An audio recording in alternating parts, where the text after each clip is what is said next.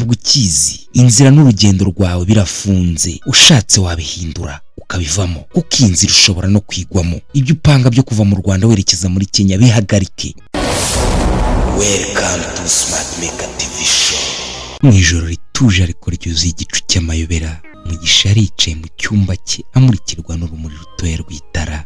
Umutima we wari uremerewe, yari yuzuye ibitekerezo byinshi, yari afite agahinda, yibazaga ibye na Brenda ariko akabiburira igisubizo. Yarahangayitse kubera urugendo rwe yateganyaga rwo kujya kureba uwo yakundaga mu gihugu cya Kenya. Nyuma y'imyaka 4 yose bakundana ariko ataramubona, yarahangayikishijwe n'amagambo amutera ubwoba yabwirwaga n'abatazi, yaramubangamiraga. Yarahangayikishijwe ndetse n'amagambo bamubwiraga ariko atabazi, ariko bakamubwira amagambo y'iterabwoba. Yari amaze iminsi yakira amakuru kuri telefone, ariko amakuru yose yakiraga n'ayamuteraga ubwoba, n'ayamubwiraga ko urugendo rwe rutagomba gusohora. Mugisha yari yarakunze ariko akunda umukobwa mu gihugu cya Kenya atamuzi, kugeza n'ubwo inzu ya Mugisha yabagamo mu ijoro yaje guterwa n'abantu atazi. Baramukubita, bamukomeretsa ku kuboko, basiga bamuzirikiye ku gitanda yararagaho, ariko ntibamwica.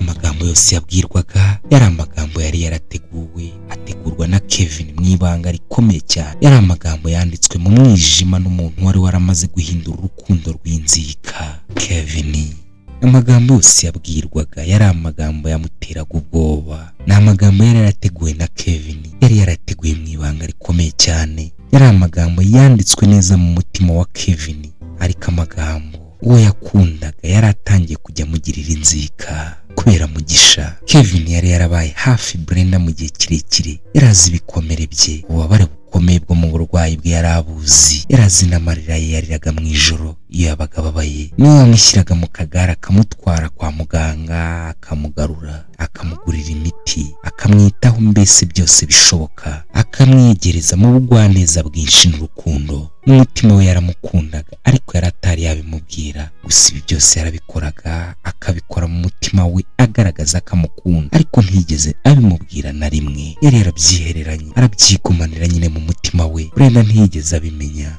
Igihe kimwe Kevin yamenye yuko Brenda afite undi umukunda ariwe Mugisha. Yamenye ko akundana na Mugisha. Umutima we wuzuye umwijima, usabagirwa n'agahinda, uburakari n'ishyari birwanira mu mutima we, maze icyari rukundo gihinduka ishyari rikomeye cyane. Icyari icyifuzo gihinduka inzika, cyari icyizere gihinduka ubugambanyi. Kevin mu by'ukuri mbere yakoraga ibi byose agira ngo nibura Brenda umunsi umwe azabone yuko amukunda, ariko we ntigeze abimubwira na rimwe. Mu myaka yose bari bamaranye, Kevin yafashe telefone maze igicuku kinishye yari yabuze ibitotsi kubera ko yahoraga afite impungenge, kubera ko yatekerezaga ko Mugisha yatega kaza. Mu ijoro ryari ryashize ntiyari yasinziriye, nibwo yari yumvishe Brenda avugana na Mugisha kuri telefone. Yumvaga ko isaha n'isaha Mugisha yaza, maze muri iryo joro ahamagara inshuti ze zo mu Rwanda, abo bari baziranye kera, abo yari yarizeye ko bashobora kumwumva maze bakamukorera ibyo yari akeneye. Maze arababwira ati, ndabinginze rwose nimunyumve inshuti zanjye, turaziranye kandi twabanye igihe kirekire murabizi. Abandi n'abati yego, munyumve ndabinginze, umutima wanjye ntutuje, mwongere munyumve, mugerageze rwose munyumve. Ijwi rye riremereye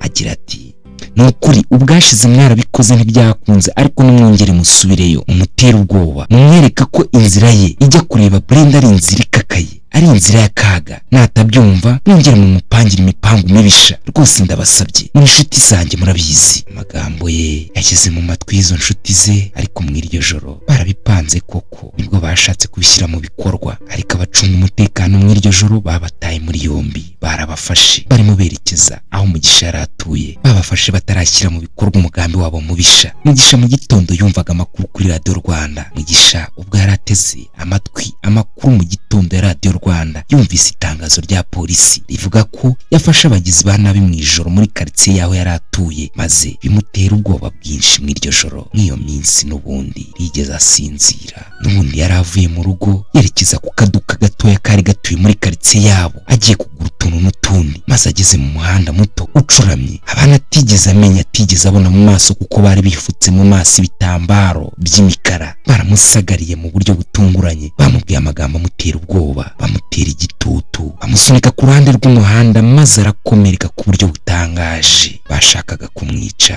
ariko Imana ikinga akaboko. Ako kanya baramubwiye bati, ibyo upanga nushaka ubihagarike, kuko ikizakubaho kiruta iki kikubayeho. Ntabwo ukizi, inzira n'urugendo rwawe birafunze, ushatse wabihindura ukabivamo, kuko inzira ushobora no kwigwamo. Ibyo upanga byo kuva mu Rwanda werekeza muri Kenya bihagarike, utazabigwamo. Mugisha yatashye umutima uri mu kirere, yatashye amaguru adakora hasi, yatashye umutima uremerewe, ibiganza bye yatashye bihinda umushyitsi, byari byakomeretse ku buryo bukomeye. Ibitekerezo bye byari byuzuye ubwoba. Yari azi ko hari ikintu kiri bugorane ari ukugera mu rugo, ariko yashyitse amahoro. Yari azi ko umuntu uziranye na Brenda ari wihishe inyuma y'ibyo bintu byose. Akigera mu rugo yafashe telefone ahamagara Brenda mu ijwi ryuzuye amarira n'agahinda. Yaragize ati, Brenda wanjye, hari ibintu bitari bisanzwe biri kumbaho mw'iyi minsi, biri kumbaho bikabaza umubiri ndetse bikababaza n'umutima wanjye. N'iri joro naraye nsagariwe n'abagizi ba nabi, barankomeretsa ku buryo butangaje. Bambwira ko urugendo rwanjye ndimo ndapanga nshobora no kurugwamo. Amaze kuvuga atyo ahita akupa.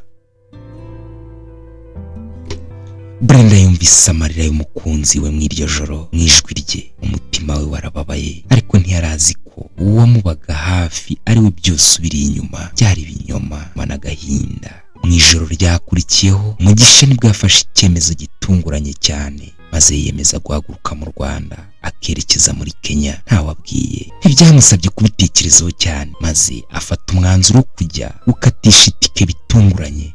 Nuko ategura urugendo rwe mu ibanga rikomeye. Atega bisi ya Trinity iva mu Rwanda igana mu nzira yerekeza muri Kenya. Ageze muri bisi nibwo yafashe telefone ahamagara Brenda, umukunzi we. Arangije mu ijwi ryuzuye agahinda ati, mukunzi wanjye, tike namaze kwikatisha, ubu tuvugana nicaye mu modoka ndaje. Maze abwira umukunzi we ati, mukunzi ndaje, umbabarire. Arangije aramukupa.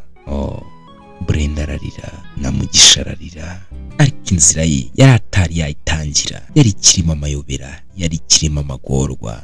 Bisi yarahagurutse mw'iryo joro, igenda mu mwijima mwinshi cyane hagati y'imisozi n'ibibaya. Abazi urugendo rwo kuva mu Rwanda werekeza Kenya muraruzi, n'urugendo rutoroshye cyane. Abagenzi bari bacecetse, buri wese yibereye mu bye, buri wese arimo aratekereza iby'urugendo rwe. Abandi bari mu matelefone, abandi nabo bakurikiye filime bari babashyiriyemo muri bisi ya Trinity. Mugisha we yari yigunze, yari yicaye hafi y'idirishya ariho areba amatara y'imodoka, abaza imitima. Umutima we ntiwari uri hamwe, wari uri hejuru mu kirere, arimo yibaza ibibazo. Niba koko urugendo rwe azarusoza amahoro, niba inzira izamuhira, niba uwo yakundanye nawe imyaka 4 yose bazageraho bakabonana. Byari ibibazo, yari amagorwa. Bisi irahaguruka iragenda, irakomeza iragenda. Nyuma y'ibirometero bisaga 100 ikigera muri Uganda, ibintu byahinduye isura mu kanya gato. Hari mu kavura gake, umuhanda wari wanyereye, imvura yaragwaga gake gake buhoro buhoro. Mu kanya nk'ako guhumbya habaye igikorwa kitari kitezwe. Modoka barimo irimo na Mugisha yakubise mu kinogo cyari mu muhanda hagati. Induru ziravuga, abantu baratangara, bavuza induru. Bamwe barahaguruka bava mu myanya yabo, bakivamo gusa.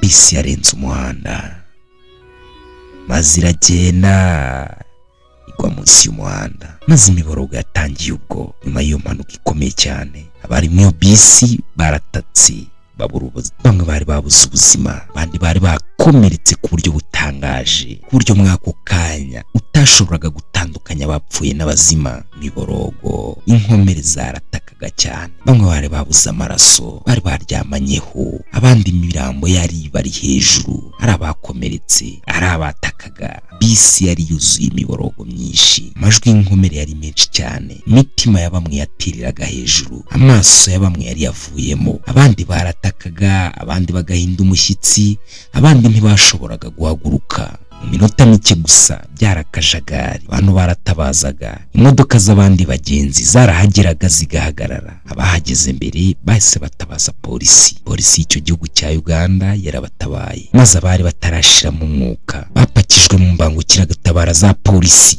nizo zahise zibihutana zibajyana ku bitaro bikuru bya Uganda.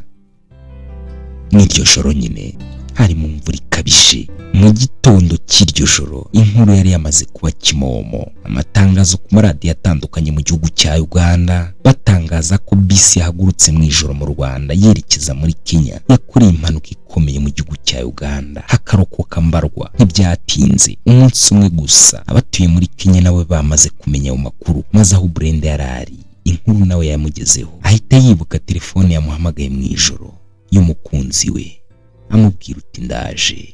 Yaratatse Brenda aho yarari ahita agwa muri koma. Mugisha wanjye arapfuye. Mu by'ukuri nta kuri kwavuye muri iyo mpanuka kwari kwagatangajwe. Bavuze gusa ko harimo abakomeretse cyane, abandi bose bitabye Imana. Mbese Brenda nta kuri na kumwe yari afite yuko Mugisha we yapfuye, ariko nibyo yibazaga. Ntawe ari ubizi. Yari afite ibibazo byinshi. Ese Mugisha yakomeretse? Ese yapfuye? Sazangiraho aho yarari muri koma yibazaga byinshi. Mugisha wamaze imyaka ine yose ategereje. Mugisha wakubiswe n'abagizi ba nabi. Mugisha wahambiriwe ku gitanda yararagaho, akiyemeza gufata urugendo rutunguranye gutyo ngo nibura ajye kureba uwo yakunze. Ese yaraguye mu mpanuka? Ibindi reka tuzabirebe mu gice cya 6. Hawe ikaze. Nimba wabanye natwe ukomeze ubane natwe. Nimba warakoze subscribe uri umuntu w'umugabo utarayikora uyikore. Iyi nkuru nimba yagushimishije usharinge n'abandi ndetse ukande like. Tujye dukomeza kubana umunsi ku munsi. Iyi ni Smart Maker TV show. Njye wumvaga Smart Maker. Ciao.